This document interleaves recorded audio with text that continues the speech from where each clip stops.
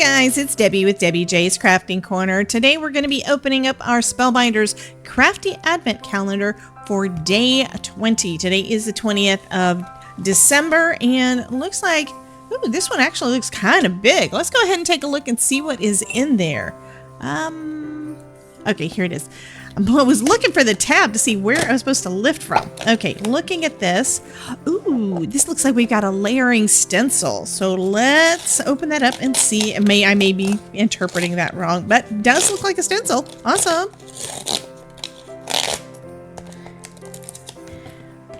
So we've got ourselves a little layering stencil. It looks like we've got some leaves. So we've got some florals, and it looks on here like we've got little berries or little flowers. So I'm going to go ahead and get out my inks, and we're going to play with this and see what we can come up with. So right here at the bottom in the center between the two branches, we've got the number. So this is number 1, and then this is number 2.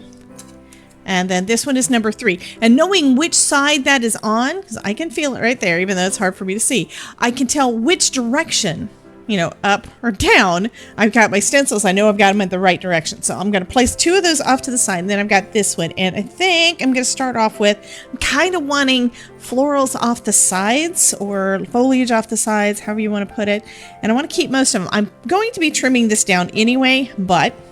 So I've got it with the etched piece up top, and then I've got it basically sticking to my sticky grid here. This is a waffle flower sticky mat, and I'm going to use some Simon Hurley inks. I'm starting off with some Later Gator.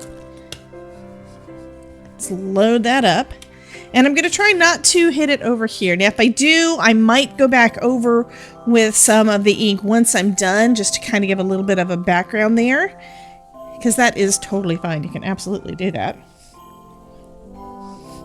And using a smaller brush than the big ones that I usually do helps me to concentrate the color. Now, one thing I did notice, and I'm going to go ahead and take care of this with a little bit of tape, is the holes. I don't particularly want that little circle hole to have any ink go through it, and it's really close to the leaf, so I'm just going to tape it off.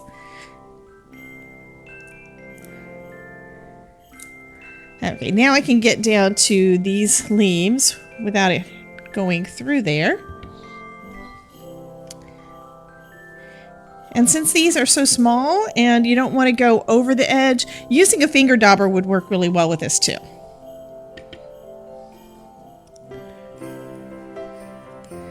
Okay, let's take that up.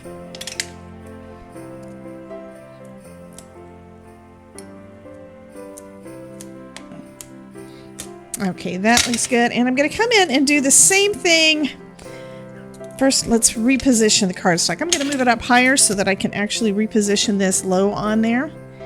And that's fine because we'll be able to line everything up. These are some that are going to be really easy to line up. So I'm going to come in with this one over here, do the same kind of thing. I think I'm actually going to, I was initially thinking just 2 corners, but I think we can do all 4 corners with this. And then we've got that center area that we can leave our sentiment.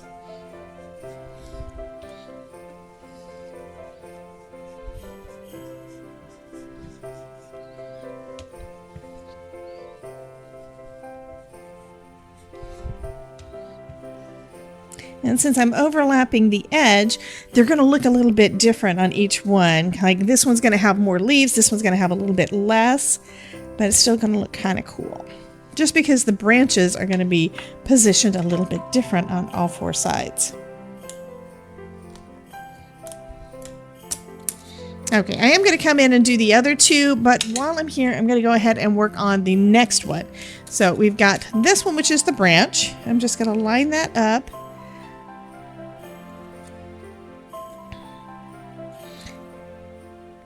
Making sure that I've got my number 2 actually etched on the outside. There we go. That looks good. I can hold that down. And now I'm going to switch over to the Weeping Willow. I'm grabbing out another brush. I think this one is for brown. Okay, that's going to work fine. I think this one's actually pretty clean. So I'm just going to go over that. Again, trying not to hit that dot.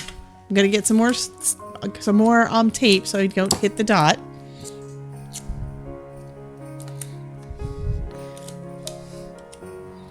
Because you can always tape off different parts of your stencil. And this is just some Scotch tape. It's not, didn't really need anything too strong because you know what? This is not going to be there for too long. This is a real quick and easy little stencil.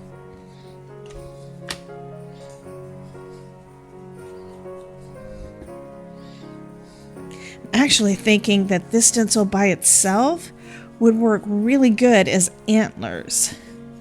You know, if you didn't have any of the greenery around it.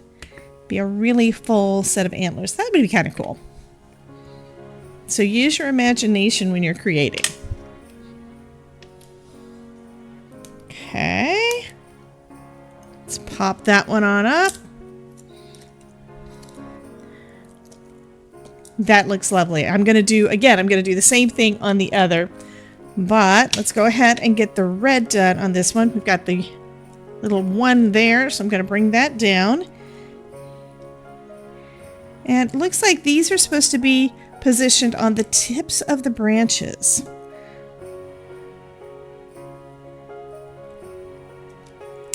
So there we go. Looks fabulous. So next I'm going to come in with some bee sting. Now I might later could decide to come back in with some Simon Hurley lunar paste over the top. But for now, I'm just going to add the color in, and then I can decide if I want to add anything additional once I get all of the inking done. And just using a little brush here because these are little bitty stencil parts that need to be filled in.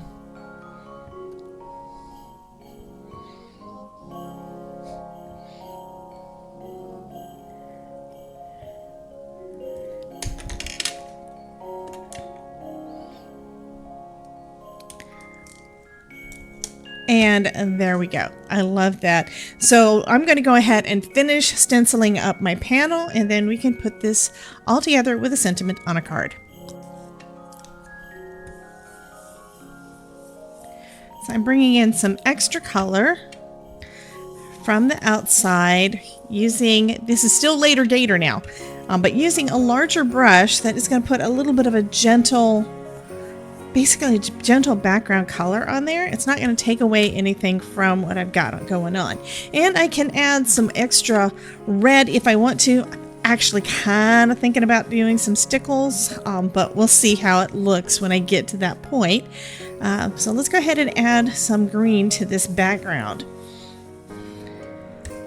Still going to leave it fairly light in the center, but I am adding a bit of this all the way around the outside. Darkest at the edges.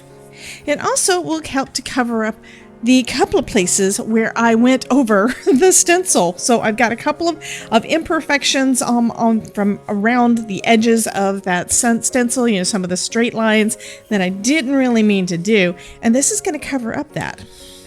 So nobody's even going to notice. And it kind of makes it look a little bit more full in the background. And you can, of course, add more branches if you want to.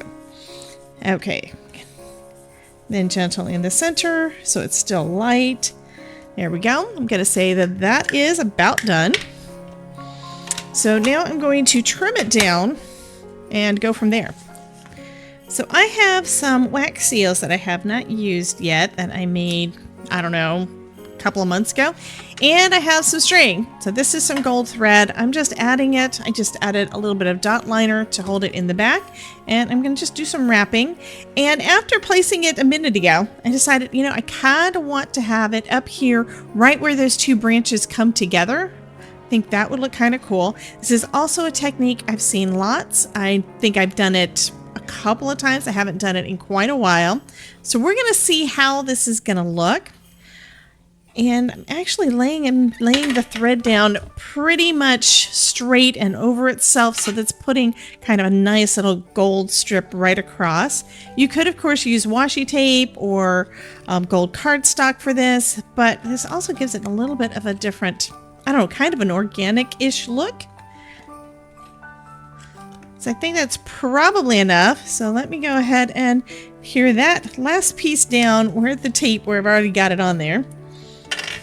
So that's good. We're going to mount this down onto our card base, but I think I'm actually going to use some Scotch tape also to hold those ends down just in case. There we go. Yeah, I think that's kind of cool. I love my foam tape, so I'm going to put it onto the card panel here with some foam. Again, going over the string, over those threads, so that hopefully they don't pop off in any way.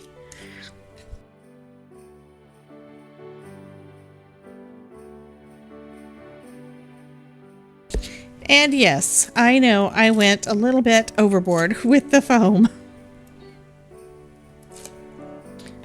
Okay, so now I'm just going to place it onto my card panel.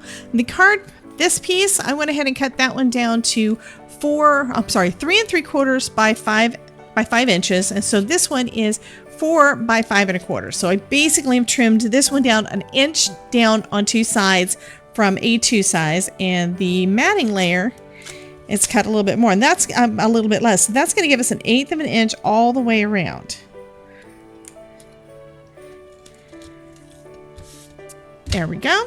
And now we can place our wax seal. Now, the way I've been doing my wax seals is I've got some wax seal stickers.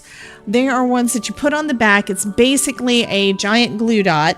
And unfortunately, the ones that I got from Amazon don't have a little pull tab, so I have to cut them off with my craft knife.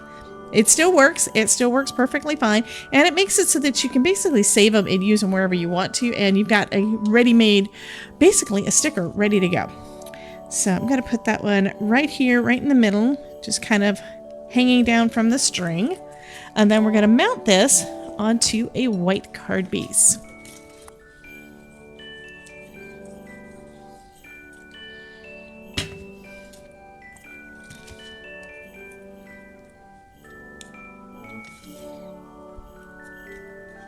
And that is going to finish up this card. Actually, no, it's not. I am going to go ahead and add some stickles. I've got some red glitter stickles. This one is called, I'm looking for the name. I will find it later and I will post that in the description below for you guys. But I'm going to add this in over those red dots. It's going to basically give it just a little bit extra.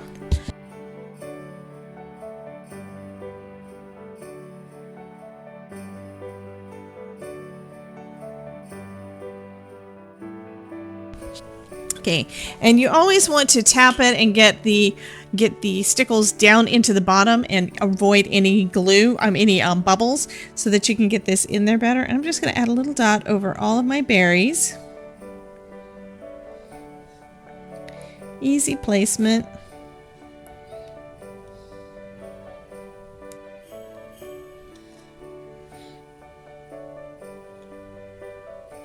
Okay, so I'm going to leave it at that. Otherwise, I'm going to cover the whole thing with stickles just for the glitter. Anyway, I'm going to let that dry, and then this card will be done. So that is going to finish up day 20 of the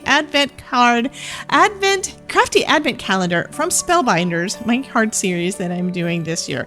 Anyway, you guys have a wonderful day. Be sure to check back tomorrow at 4 p.m. Eastern for another issue in the Advent Calendar series I'm doing. And yeah, we'll see what's in the box tomorrow. You guys have a great day, and I will see you then. Bye, guys.